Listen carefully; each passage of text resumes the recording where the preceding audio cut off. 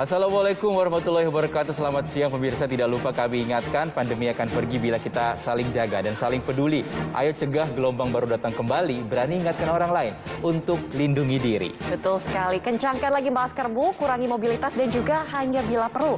Rutin olahraga dan juga vaksinasi lengkap demi imunitasmu. Kita percaya, kita pasti bisa. Salam sehat. Salam sehat.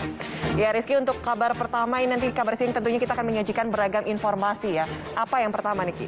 Nah, nanti mulai 7 Maret 2022 ini pemerintah memberlakukan bebas karantina untuk wisatawan yang akan masuk ke Pulau Dewata Bali dengan sejumlah persyaratan ya. Nah, ada vaksin lengkap, wisatawan juga harus memiliki hasil tes PCR negatif dan bukti booking atau pemesanan hotel selama 4 hari. Kabar siang juga nanti akan memiliki informasi mengenai Badan Pengawas Obat dan juga Makanan atau BPOM yang menemukan produk kopi kemasan mengandung sildenafil dan juga paracetamol. Rizky suka kopi nggak nih? Suka dong. Nah, masyarakat ini harus berhati-hati terhadap efek samping yang ditimbulkan kopi tersebut. Bersama saya Natalita dan juga Rizky Darmansyah, kita mulai kabar siang selengkapnya. Pemirsa, buntut teguran Presiden Jokowi soal penceramah radikal, Badan Nasional Penanggulangan Terorisme atau BNPT merilis 5 indikator materi ceramah yang masuk dalam kategori radikalisme. BNPT menegaskan sikap kritis terhadap pemerintah tetap diperlukan, namun bukan dengan membenci pemerintah melalui hoaks dan ujaran kebencian. Beredar tangkapan layar yang menyebutkan sejumlah nama penceramah masuk dalam kategori penceramah berpaham radikal. Di antaranya Ustadz Felix Xiao hingga Ustadz Abdul Somad.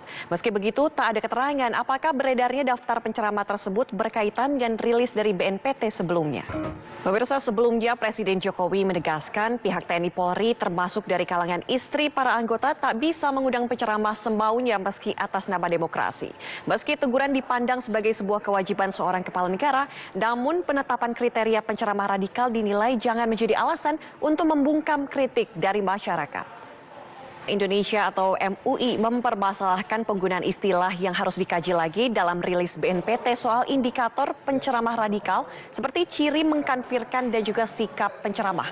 Sementara analis kajian terorisme menyebut hingga saat ini belum ada satupun institusi yang berwenang untuk mendefinisikan radikalisme berbahaya termasuk diantaranya BNPT. Pemerintah Arab Saudi mengakhiri semua pembatasan COVID-19 termasuk aturan jaga jarak dan penggunaan masker di luar ruangan.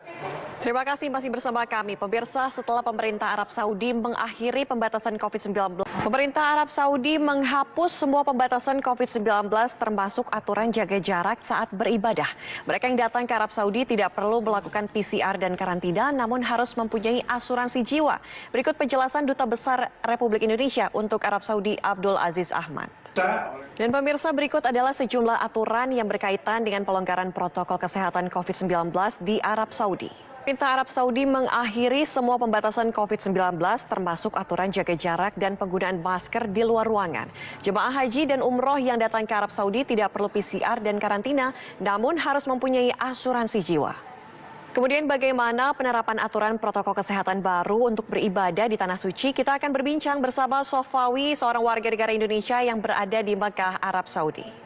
Kembali di kabar siang pemirsa, gelaran MotoGP Mandalika sudah di depan mata. Berbagai persiapan terus dilakukan termasuk mempercantik kawasan Mandalika. Mulai proses pengaspalan ulang lintasan sirkuit Mandalika Lombok mulai dilakukan. Pengaspalan diawasi langsung tim Federasi Motor Dunia atau FIM, Dorna, dan konsultan.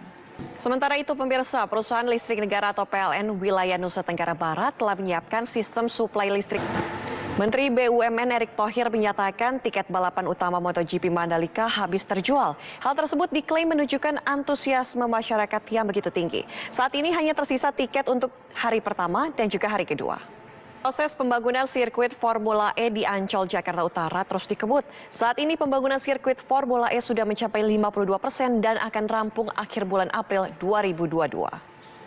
Kembali di kabar siang pemirsa, seorang santri tewas tenggelam saat berenang di Embung Bengawan Laut Tarakan, Kalimantan Utara. Petani diduga menjadi korban pembunuhan, ditemukan tewas mengenaskan di sawah tempatnya sehari-hari bekerja di Kabupaten Tegal, Jawa Tengah. Pelaku tergolong sadis karena memutilasi sejumlah organ vital korban.